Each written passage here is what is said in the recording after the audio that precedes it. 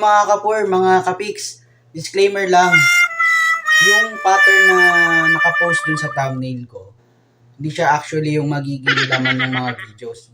Pero after a while, ilalabas ko rin kung paano yung ginawa.